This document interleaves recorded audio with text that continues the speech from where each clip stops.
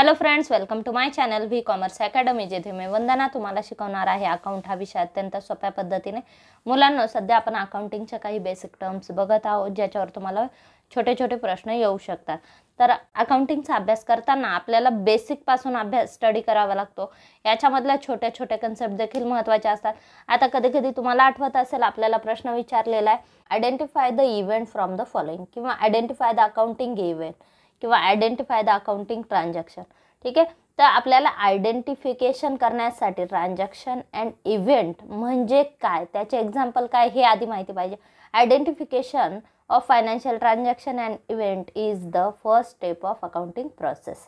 Okay, अकाउंटिंगची first step काय की ट्रान्झॅक्शन अँड इव्हेंट आधी आयडेंटिफाय केले जातात आणि त्याच्यानंतर लीगल एव्हिडन्सच्या आधारे ते रेकॉर्ड केले जातात.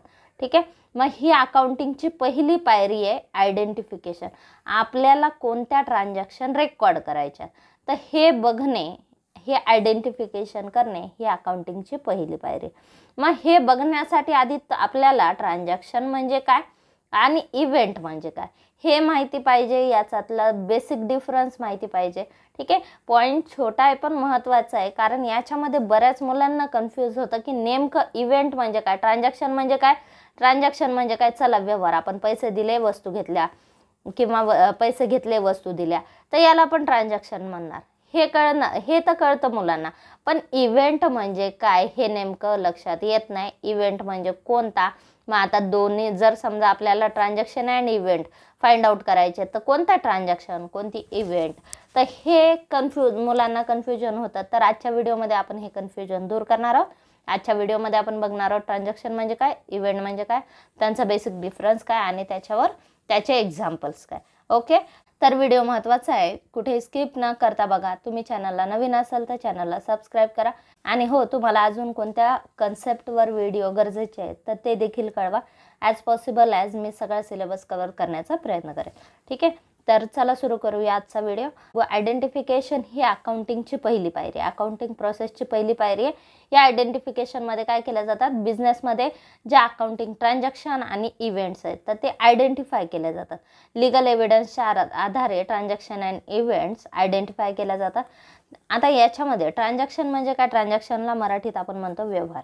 Exchange of something in terms of money, पैसे दिले त्याच्या बदल्यात आपण वस्तू घेतल्या आणि सेवा घेतल्या, किंवा पैसे घेतले आणि त्याच्या बदल्यात आपण वस्तू आणि सेवा दिलेल्या आहेत तर याला काय म्हणतात, याला व्यवहार म्हणतात. आपण पैसे देऊन वस्तू किंवा सेवा खरेदी केल्या किंवा पैसे घेऊन वस्तू किंवा सेवा दिल्या यालाच व्यवहार म्हणतात. A transaction is a financial exchange of transfer of goods and services or money between two parties and it impacting the business financial record. ठीक आहे, ट्रान्झॅक्शन म्हणजे काय, transaction is a financial exchange of transfer of goods and services. मग तिथे आपण transfer कशाचं करतो, transfer of goods and services or money. ठीक आहे, वस्तू किंवा सेवा किंवा पैसे यांची देवाणघेवाण ज्या वेळेस आपण करतो, दोन पार्टीमध्ये यांची देवाणघेवाण होते तर यालाच काय म्हणतात, याला ट्रान्झॅक्शन म्हणतात. It impacting the business financial record, आणि त्याचा परिणाम कशावर होतो, बिझनेसचा जो फायनान्शियल रेकॉर्ड असतो त्याच्यावर परिणाम होत असतो. ठीक आहे, मग आता एक्झाम्पल काय, ट्रान्झॅक्शनचे एक्झाम्पल आहेत. परचेस ऑफ गुड्स, आपण गुड्स परचेस केला, मग ते परचेस कॅश परचेस असो किंवा क्रेडिट परचेस असो, त्या ठिकाणी त्याला आपण काय म्हणणार, ट्रान्झॅक्शन. सॅलरी पेड केली आपण, वेजेस पेड केल्या, कमिशन आपल्याला मिळालं.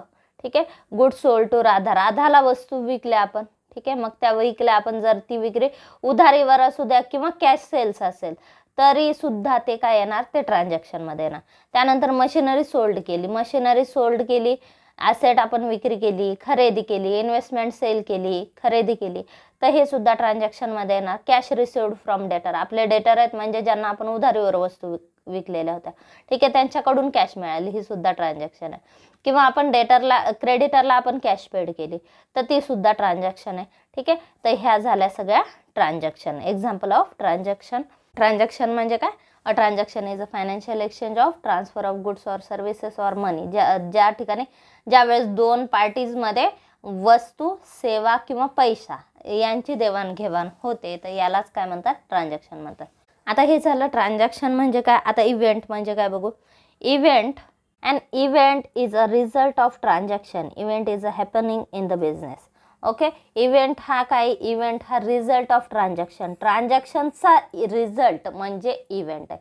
Event is a happening. बिझनेसमध्ये काय झालं, प्रॉफिट झाला, लॉस झाला, याला काय म्हणायचं, इव्हेंट. आता जर समजा आपण गुड्स सोल्ड केल्या, गुड्स आपण सोल्ड केल्या 25,000च्या गुड्स आपण सोल्ड केल्या 30,000ला. ठीक आहे, 25,000ची वस्तू 30,000ला विकल्या. गुड्स सोल्ड फॉर ₹30,000 ही झाली ट्रान्झॅक्शन. आणि ज्यावेळेस आपण गुड्स सोल्ड केल्या 25,000च्या गुड्स 30,000ला विकल्या, ₹5,000 आपला प्रॉफिट आहे. ठीक आहे, मग हा जो प्रॉफिट आहे हा याला म्हणायचं इव्हेंट. या ट्रान्झॅक्शनचा इम्पॅक्ट काय झाला, आपण वस्तू विकल्या 30,000ला, वस्तू दिल्या 30,000च्या आणि 30,000 कॅश झाली, ही झाली ट्रान्झॅक्शन. आणि ह्या वस्तू विकल्यामुळे या वस्तूंची कॉस्ट आहे 25,000, आपण त्या विकल्या 30,000ला. 25,000च्या वस्तू आपण 30,000ला विकल्या म्हणजे ₹5,000 आपल्याला जास्तीचे मिळाले. ₹5,000 जास्तीचे मिळाले म्हणजेच आपला तो प्रॉफिट झाला. ठीक आहे, मग याला काय म्हणतात, इव्हेंट म्हणतात. मराठीमध्ये आपण काय म्हणतो, प्रॉफिट झाला, झाला, होणे, होणे म्हणजेच हॅपनिंग. ठीक आहे, मग यालाच काय म्हणायचं, तुम्ही सेल झाला म्हणणार का सेल केला म्हणणार. आणि प्रॉफिट म्हणजे इव्हेंट हा ट्रान्झॅक्शन झाल्यामुळे त्याचा परिणाम असतो. ठीक आहे, त्यामुळे आपण इव्हेंट केला म्हणत नाही, इव्हेंट झाला म्हणतो. ओके, या ठिकाणी प्रॉफिट झाला म्हणतो आपण. मग प्रॉफिट किती झाला, ₹5,000 आपला प्रॉफिट झाला. मग या 5,000ला काय म्हणायचं, इव्हेंट म्हणायचं. Transaction is use to mean an agreement between two parties. Transaction म्हणजे टू पार्टीज मधला ॲग्रीमेंट आहे.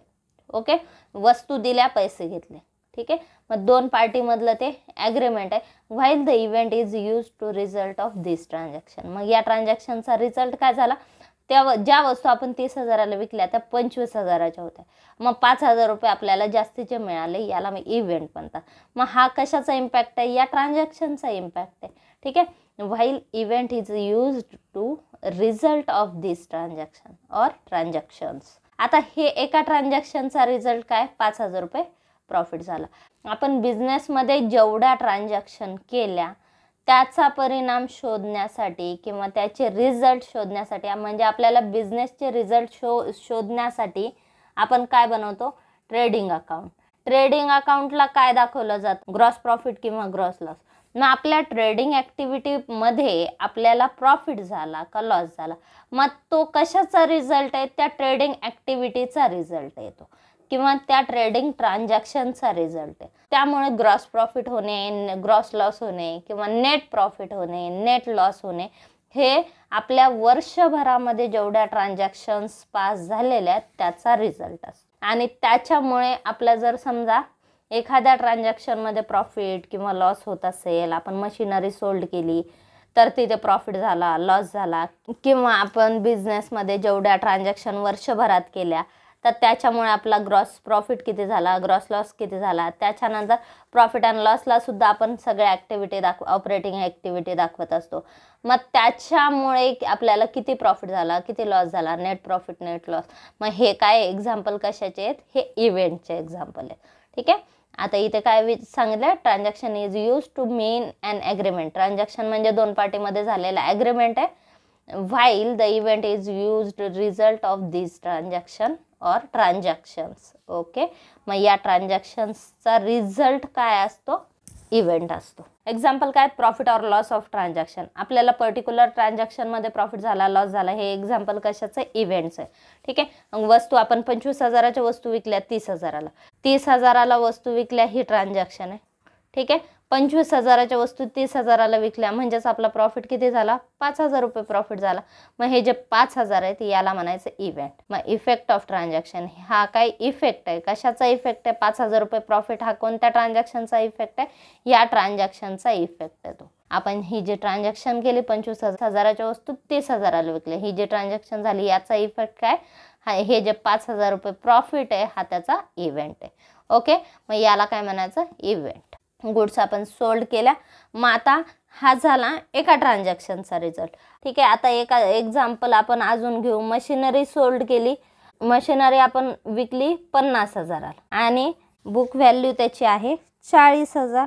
ओके, 40,000ची मशिनरी, बुक व्हॅल्यू म्हणजे डेप्रिसिएशन लेस करून जी व्हॅल्यू येते आपल्या बॅलन्स शीटमध्ये, ज्या व्हॅल्यूला आपण ती ॲसेट रेकॉर्ड केलेली आहे त्याला बुक व्हॅल्यू म्हणतात. 40,000ला आपण बिल्डिंग मशिनरी दाखवलेली, ती 40,000ची मशिनरी आपण सोल्ड केली 50,000.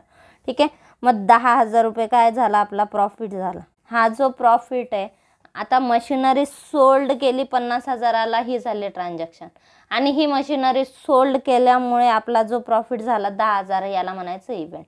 ठीक आहे. मग ही झाली ट्रान्झॅक्शन, याला म्हणायचं इव्हेंट. ओके. त्यानंतर annual profit, gross profit, net profit, gross loss, net loss, तर हे सगळे काय आहेत, ॲन्युअल प्रॉफिट किंवा लॉस, तर हे सुद्धा इव्हेंट आहेत.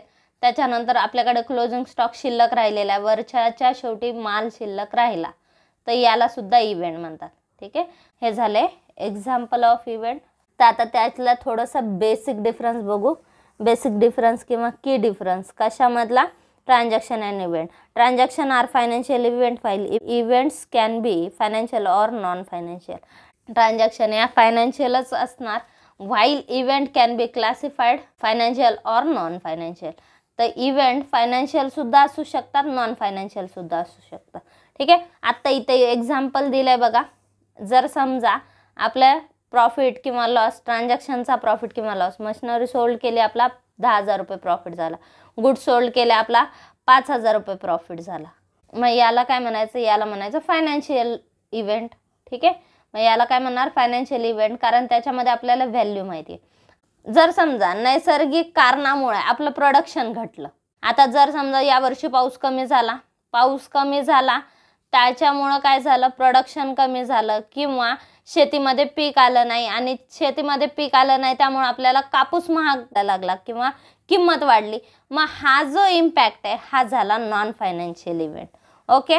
म्हणजेच इव्हेंट म्हणजे बिझनेसवर होणारा परिणाम. ठीक आहे. मग हा परिणाम कधी कधी फायनान्शियल असू शकतो, कधी कधी नॉन फायनान्शियल, म्हणजे जे आपल्याला ते पैशात मोजता येत नाही, मग ते काय आहे, ते नॉन फायनान्शियल. ठीक आहे. त्यानंतर transaction are always recorded. Transaction always record होतात, पण इव्हेंट प्रत्येक वेळेस रेकॉर्ड होतीलच असं नाही. आता जर समजा पूर आला आणि पुरामध्ये आपलं काही नुकसान झालं, आपल्या शॉपचं नुकसान झालं, आता ते शॉपचं नुकसान झालं, जे प्रत्यक्षात वस्तू जळाल्या, खराब झाल्या, डॅमेज झाल्या, तर ते तर आपण रेकॉर्ड करणार की पुरामुळे एवढं नुकसान झालं. ठीक आहे. मग हे झालं फायनान्शियल इव्हेंट. पण आता जर समजा पूर आल्यामुळं आपला पुढचा फ्युचर पिरियडचा जो सेल घटलेला आहे, आणि तो सेल घटल्यामुळे आपला जो प्रॉफिट कमी झालेला, मग तो रेकॉर्ड करता येईल का आपल्याला, तो इव्हेंटच आहे, पण तो आपल्याला रेकॉर्ड करता येत नाही. ठीक आहे. पण ट्रान्झॅक्शन ऑलवेज रेकॉर्ड होते, इव्हेंट कधी रेकॉर्ड होतात, कधी रेकॉर्ड होत नाही. Okay. Purpose of recording of transaction is major financial position, event provide background information. Okay. Purpose of transaction record करण्याचा मेन उद्देश काय असतो, आपला बिझनेसचा प्रॉफिट लॉस फाइंड आउट करणे, फायनान्शियल पोझिशन बिझनेसची बघणे. तर हे ट्रान्झॅक्शन रेकॉर्ड करण्याचे मुख्य उद्देश असतात. तर इव्हेंट काय करता, इव्हेंट आपला प्रॉफिट का कमी झाला, का लॉस वाढला, किंवा कसा कुठे प्रॉफिट कमी झाला, तर हे सगळं शो कोण करतं, या सगळ्याची बॅकग्राऊंड इन्फॉर्मेशन इव्हेंट प्रोव्हाइड करतं. ओके. तर हा झाला की डिफरन्स कशामधला, ट्रान्झॅक्शन अँड इव्हेंट्स. तर हे झाले ट्रान्झॅक्शन म्हणजे काय, इव्हेंट म्हणजे काय, ट्रान्झॅक्शनचे एक्झाम्पल काय किंवा इव्हेंटचे एक्झाम्पल काय. तर हे सगळे बघितले आपण, meaning and example of transaction and event, आणि यांच्यातला बेसिक डिफरन्स सुद्धा आपण बघितलेला आहे. तुमचं कन्फ्युजन क्लिअर झालं असेल, ट्रान्झॅक्शन म्हणजे काय, इव्हेंट म्हणजे काय. ठीक आहे. आता याच्यावर प्रश्न विचारताना आपल्याला काय विचारलं जातं, 2-3 आपल्याला ट्रान्झॅक्शन दिल्या जातात, किंवा आपल्याला काही पॉईंट्स दिले जातात, त्याच्यापैकी ट्रान्झॅक्शन आयडेंटिफाय करा किंवा इव्हेंट आयडेंटिफाय करा, किंवा कोणती ट्रान्झॅक्शन मॉनिटरी आहे, कोणती नॉन मॉनिटरी आहे, कोणता इव्हेंट फायनान्शियल इव्हेंट आहे, कोणता नॉन फायनान्शियल इव्हेंट आहे. तर या पद्धतीने देखील प्रश्न विचारले जातात. मेनली आपल्याला आयडेंटिफिकेशनवर याच्यावर प्रश्न येतो की ट्रान्झॅक्शन आयडेंटिफाय करा आणि इव्हेंट आयडेंटिफाय करा.